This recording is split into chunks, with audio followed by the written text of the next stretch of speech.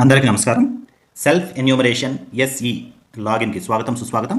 ఇందులో self enumeration హెచ్ఎల్ఓ సంబంధించినటువంటి login ఎలా ఎంటర్ అవ్వాలి, అందులో ఉండేటటువంటి ప్రశ్నలకు ఎలా సమాధానం ఇవ్వాలో తెలుసుకుందాం.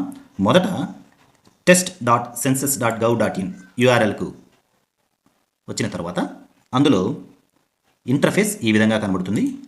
ఈ ఇంటర్ఫేస్లో మొదట సెల్ఫ్ ఎన్యూమరేషన్కి సంబంధించినటువంటి పీరియడ్ ఆంధ్రప్రదేశ్లో ఎప్పుడు జరుగుతుందో ఒకసారి తెలుసుకుందాం.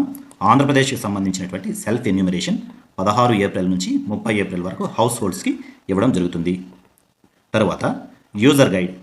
ఈ యూజర్ గైడ్ ఖచ్చితంగా ప్రతి ఒక్కరూ పూర్తిగా చదివిన తర్వాత మాత్రమే, ఎన్యూమరేటర్స్ అయినా సరే, సూపర్వైజర్ అయినా సరే, ఫీల్డ్ ట్రైనర్స్ అయినా సరే, హౌస్ హోల్డ్స్ అయినా సరే, ఖచ్చితంగా ఈ యూజర్ గైడ్ని చదివిన తర్వాత మాత్రమే సెల్ఫ్ ఎన్యూమరేషన్ పట్ల అవగాహన తెచ్చుకోవాల్సి ఉంటుంది. తర్వాత ఫ్లో చార్ట్లో ఎలా క్రియేట్ చేయాలి, మొబైల్ నెంబర్ ఎలా ఇవ్వాలి, క్వశ్చన్లకు సమాధానం ఎలా ఇవ్వాలి, ఫ్రీక్వెంట్లీ ఆస్క్డ్ క్వశ్చన్లలో మీకు సందేహాలను ఎలా చూడాలి, సెల్ఫ్ ఎన్యూమరేషన్ కంప్లీట్ చేసిన తర్వాత మీకు వచ్చినటువంటి సెల్ఫ్ ఎన్యూమరేషన్ ఐడిని ఎలా ఎన్యూమరేటర్కి ఇవ్వాలి అన్న డేటా ఉంటుంది. పూర్తిగా దీని అవగాహన తెచ్చుకోవాల్సి ఉంటుంది. తర్వాత FAQs, ఫ్రీక్వెంట్లీ ఆస్క్డ్ క్వశ్చన్స్. ఇందులో అక్కడ రైజ్ అయ్యేటటువంటి సెల్ఫ్ ఎన్యూమరేషన్లో రైజ్ అయ్యేటటువంటి అన్ని క్వశ్చన్లకు సమాధానాలు ఉంటాయి. దీన్ని మీరు యూజర్ గైడెన్స్గా, యూజర్ మాన్యువల్గా ట్రీట్ చేయవచ్చు. ఇప్పుడు సెల్ఫ్ ఎన్యూమరేషన్ హెచ్ఎల్ఓ లాగిన్లో ఎలా ఎంటర్ అవ్వాలి, దానికి సంబంధించినటువంటి డేటాను ఎలా ఇవ్వాలి, క్వశ్చన్కి సంబంధించినటువంటి ఆప్షన్స్ ఎలా సెలెక్ట్ చేసుకోవాలనేది ఈ వీడియో ద్వారా తెలుసుకుందాం. మొట్టమొదట స్టేట్ని సెలెక్ట్ చేసుకోవాల్సి ఉంటుంది. తర్వాత క్యాప్చాని ఎంటర్ చేయవలసి ఉంటుంది. క్యాప్చాని ఎంటర్ చేసిన వెంటనే వెల్కమ్ మెసేజ్ ఒకటి కనబడుతుంది. ఓకే క్లిక్ చేసి స్టార్ మార్క్ ఉన్నటువంటి ఫీల్డ్స్ని ఖచ్చితంగా మనం ఫిల్ చేయవలసి ఉంటుంది. Name of the head of the house hold. ఇక్కడ పాపప్ మెసేజ్ ఒకటి క్రియేట్ అవుతుంది. దాన్ని పూర్తిగా చదివిన తర్వాత మాత్రమే మీరు నేమ్ని ఇవ్వవలసి ఉంటుంది. Please enter the name of the head of the household correctly. Once registered, it cannot be changed later. Head of the households వచ్చి ఫర్ ఎగ్జాంపుల్ నేమ్ ఇస్తాం, మొబైల్ నెంబర్ ఒకటి ఇవ్వడం జరుగుతుంది. Mail optional, verify and proceed. OTP send to your mobile number. ఇక్కడ లాంగ్వేజ్ని మొట్టమొదట చేసేవాళ్ళు లాంగ్వేజ్ని select చేసుకోవాల్సి ఉంటుంది. లాంగ్వేజ్ని సెలెక్ట్ చేసుకున్న తర్వాత ఓటీపీని ఇక్కడ ఎంటర్ చేయవలసి ఉంటుంది. ఓటీపీని ఎంటర్ చేసిన తర్వాత నెక్స్ట్ మీకు ఇంటర్ఫేస్ ఈ విధంగా కనబడుతుంది. రాష్ట్రం ఆంధ్రప్రదేశ్, జిల్లా నేను చిత్తూరుని సెలెక్ట్ చేసుకుంటాను. పిన్ కోడ్, మా హౌస్ హోల్డ్ పిన్ కోడ్ వచ్చి 517415ని ఇవ్వడం జరుగుతుంది. ఇక్కడ ల్యాండ్ మార్క్ని లేదా గ్రామాన్ని, పట్టణాన్ని, ప్రాంతాన్ని, హ్యామ్లెట్ని ల్యాండ్ మార్క్ అడుగుతుంది. ఈ ల్యాండ్ మార్క్ని మీ గ్రామం పేరుని ఇక్కడ టైప్ చేయవలసి ఉంటుంది. టైప్ చేసిన వెంటనే డ్రాప్ డౌన్ లిస్ట్లో మీ యొక్క డేటా కనబడుతుంది. ఆ డేటాని సెలెక్ట్ చేసుకోవాలి. బైరెడ్డిపల్లి అనే గ్రామాన్ని సెలెక్ట్ చేసుకున్న తర్వాత స్క్రోల్ డౌన్ చేస్తే ఇక్కడ అడ్రస్ నోటేషన్ క్రియేట్ చేయబడుతుంది. ఈ అడ్రస్ కరెక్ట్గా ఉంది లేదని మీరు గమనించిన తర్వాత మీ గ్రామాన్ని మ్యాప్లో చూసుకున్న తర్వాత సేవ్ అండ్ నెక్స్ట్ని క్లిక్ చేయవలసి ఉంటుంది. కన్ఫర్మేషన్ మెసేజ్ వస్తుంది. ఎస్ని క్లిక్ చేయాలి. క్లిక్ చేసిన తర్వాత మనకు క్వశ్చన్స్ విడివిడిగా క్లియర్గా మీరు ఎంచుకున్నటువంటి లాంగ్వేజ్లో కనబడతాయి. సెన్సస్ హౌస్ అంటే ఏంటి, ఆ సెన్సస్ హౌస్లో ఉండేటటువంటి 34 క్వశ్చన్లకు మీరు సమాధానం చెప్పవలసి ఉంటుంది. నిజానికి 1 నుంచి 3 క్వశ్చన్స్ మనం డేటా ముందుగానే ఇస్తాం, హౌస్ హోల్డ్స్ నేమ్స్. 4వ క్వశ్చన్ నుంచి వచ్చేటటువంటి ఆన్సర్లకు మీరు ఆప్షన్స్ను ఎంచుకోవాల్సి ఉంటుంది. ఎన్యూమరేటర్ 4వ క్వశ్చన్ నుండి 34వ క్వశ్చన్ల వరకు ఓపిక్గా మీకు ప్రశ్నలు అడగడం, దాని నుంచి సమాధానాలను రాబట్టడం చేస్తారు. మొదటి ప్రశ్న, ఇందులో గణన గృహం యొక్క నేల ప్రధానంగా దేంతో కట్టుబడి ఉంది? ఇంటి యజమాని ఏదైతే సమాధానం చెబుతారో దాన్ని మాత్రమే స్వీకరించి ఈ ఆప్షన్ని మనము సెలెక్ట్ చేసుకోవాల్సి ఉంటుంది. ఉదాహరణకు ఫ్లోర్ సిమెంట్లో ఉంది, సిమెంట్ ఆప్షన్ని క్లిక్ చేస్తాం. నెక్స్ట్ క్వశ్చన్, గణన గృహం యొక్క గోడ ప్రధానంగా దేంతో కట్టబడి ఉంది? గడ్డి, తాటాకు, వెదురు మొన్నగున్నవి, ప్లాస్టిక్ పాలిథిన్, మట్టి, కాల్చిన ఇటుక, కలప, ఏ మిశ్రమం లేకుండా రాతితో కట్టబడి ఉంది, సిమెంటు ఇసుక మిశ్రమంతో రాతితో కట్టబడింది, జిఐ, మెటల్, సిమెంట్ రేకులు, కాల్చిన ఇటుక, కాంక్రీటు, ఏదైనా ఇతరములు. సో నేను సెలెక్ట్ చేసుకున్నటువంటి హౌస్ హోల్డ్లో సిమెంటు మరియు ఇసుక మిశ్రమంతో కట్టబడి ఉంది. నెక్స్ట్ క్వశ్చన్, గణన గృహం యొక్క పైకప్పు ప్రధానంగా దేంతో కట్టబడి ఉంది? ఇక్కడ గమనించారంటే ప్రధానం అని ఉంది, అంటే మేజర్గా దేంతో కప్పబడి ఉందో చూడాలి. కాంక్రీట్ అనే ఆప్షన్ని ఇంటి యజమాని చెప్పడంతో సెలెక్ట్ చేశాం. ఈ గణన గృహం యొక్క పరిస్థితి బాగుంది, లేనిది? బాగుంది. Save and next. మీరు ఖచ్చితంగా కొనసాగించాలనుకుంటున్నారా? ఎస్. నెక్స్ట్ క్వశ్చన్, ఈ కుటుంబంలో మామూలుగా నివసిస్తున్న వ్యక్తుల సంఖ్య 6. కుటుంబం యొక్క యజమాని పేరు.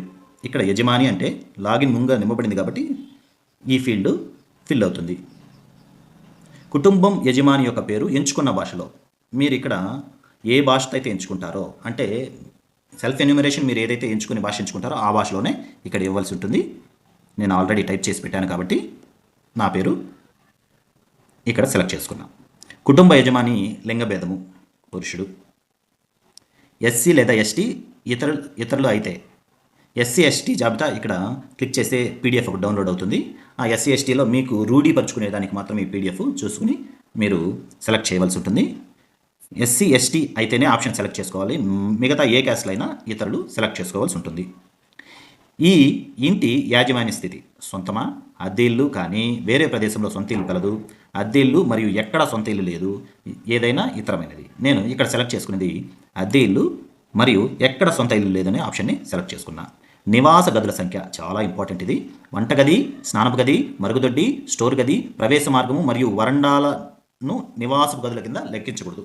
అలా కాకుండా వీటిని మైనస్ చేసి నివాసపు గదులు 2గా నేను ఇవ్వడం జరిగింది. ఈ కుటుంబంలో నివసిస్తున్న వివాహ దంపతుల సంఖ్య భార్యాభర్తలు 1 మాత్రమే. కంటిన్యూ. ఎస్. త్రాగునీటి ప్రధాన వనరు శుద్ధి చేయబడిన కుళాయి నీరు, చేయబడిన కుళాయి నీరు, బావి, చేతిపంపు, గొట్టపు బావి లేదా బోరు బావి, ఊట, నది లేదా కాలువ, చెరువు లేదా కొలను లేదా సరస్సు, ప్యాకేజ్డ్ బాటిల్ నీరు, ఇతర వనరులు. నేను శుద్ధి చేయబడిన కుళాయి నీరు కింద తీసుకుంటున్నాను. త్రాగునీటి వనరు లభ్యత ఆవరణ లోపల, ఆవరణ సమీపాన, ఆవరణకు దూరం. ఆవరణ సమీపాన అంటే దీనికి పారామీటర్స్ ఇచ్చున్నారు. ఆవరణ సమీపాన అందుబాటులో ఉన్న త్రాగునీటి వనరు ఆవరణ నుండి 100 మీటర్ల పరిధిలో పట్టణ ప్రాంతాల్లో లేదా 500 మీటర్ల పరిధిలో గ్రామీణ ప్రాంతాల్లో ఉంటేనే ఆవరణ సమీపాన అంటారు. సో నేను ఆవరణ సమీపాన్నే సెలెక్ట్ చేసుకున్నాను. వెలుతురు లభ్యమయ్యే ప్రధాన వనరు ఏదంటే విద్యుత్ శక్తి, కిరోసిన్, సౌరశక్తి, ఇతరత్ర నూనె, ఏదైనా ఇతర వనరులు. వెలుతురు లేదు. ఇక్కడ మీరు గమనించారంటే గత 12 నెలలుగా మీరు వెలుతురు పొందుతున్నటువంటి వనరును మాత్రమే ఇక్కడ ఇవ్వాల్సి ఉంటుంది. సో నేను విద్యుత్ శక్తి ఇవ్వడం జరిగింది. మరుగుదొడ్డి వసతి అందుబాటు ఉంది అయితే ఈ కుటుంబం మాత్రమే వాడుకలో ఉంది, ఇతర కుటుంబాలతో కలిసి వాడుకలో ఉంది. Public toilet. So first one వచ్చి ఈ కుటుంబానికి మాత్రమే ఉంది కనుక ఫస్ట్ ఆప్షన్ని సెలెక్ట్ చేశాను.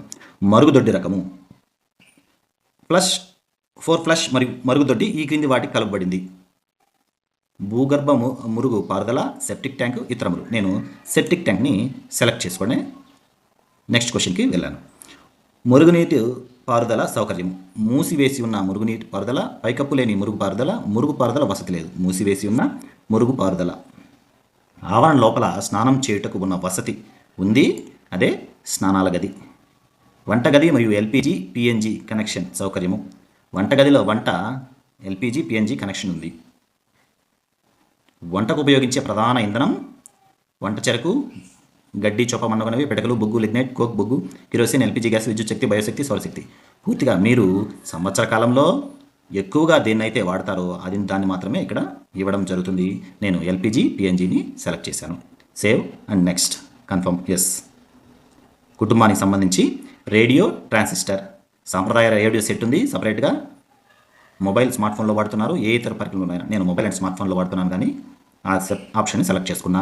తర్వాత టెలివిజన్ ఉంటే దానికి సంబంధించి దూరదర్శన్ వారి ఉచిత డిష్, ఇతర డిష్ కేబుల్ కనెక్షన్ ఇతరములు, నేను ఇతర డిష్ టీవీ వాడుతున్నాను కాబట్టి ఆప్షన్ సెలెక్ట్ చేసుకున్నా. ఇంటర్నెట్ సదుపాయం, ల్యాప్టాప్ కంప్యూటర్ల నుంచి ఇంటర్నెట్ సదుపాయం ఉంది.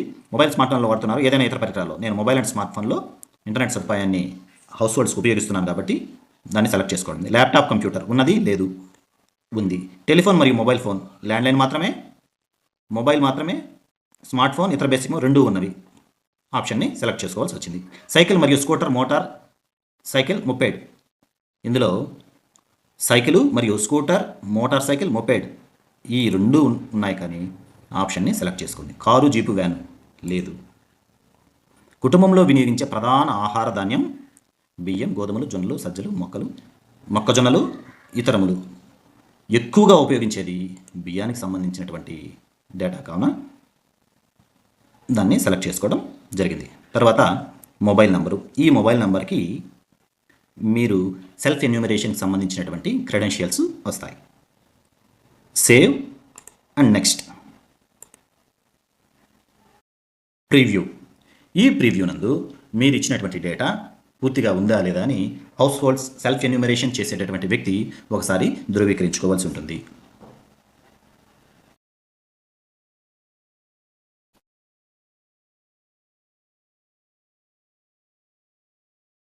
ఒకవేళ ఏదైనా ఎడిట్ ఉంటే ఎడిట్కి సంబంధించి సవరణకు తిరిగి వెళ్ళాల్సి ఉంటుంది. ఎడిట్ చేసుకోవచ్చు, డ్రాఫ్ట్గా సేవ్ చేయొచ్చు, డ్రాఫ్ట్గా సేవ్ అవుతుంది. తర్వాత నిర్ధారించి సమర్పించవచ్చు, అంటే డేటాని మనము ఇవ్వాల్సి ఉంటుంది. తుది సమర్పణ తర్వాత సమర్పించిన డేటాలో ఎటువంటి మార్పు సాధ్యం కాదు. మీరు ఖచ్చితంగా కొనసాగించాలనుకుంటున్నారా? ఎస్. మీ HL1 పూర్తి చేయడానికి ఈ సెల్ఫ్ ఎన్యూమరేషన్ ఐడిని ఎన్యూమరేటర్తో షేర్ చేయగలరని మీరు అభ్యర్థించబడ్డారు. అలా చేయని పక్షంలో ఎన్యూమరేటర్ కొత్త ఎన్యూమరేషన్ చేపట్టవలసి రావచ్చు. ఈ SE ఐడి మీ మొబైల్ నెంబర్కు మరియు మీ ఈమెయిల్ ఇవ్వనిచో పంపబడుతుంది. సో ఈ వచ్చినటువంటి డేటాని ఎన్యూమరేటర్ ఏ కాలంలో అయితే మీ హౌస్ వస్తారో అప్పుడు ఈ ఐడిని ప్రొవైడ్ చేయాలి. ఈ ఐడిని ప్రొవైడ్ చేయకపోతే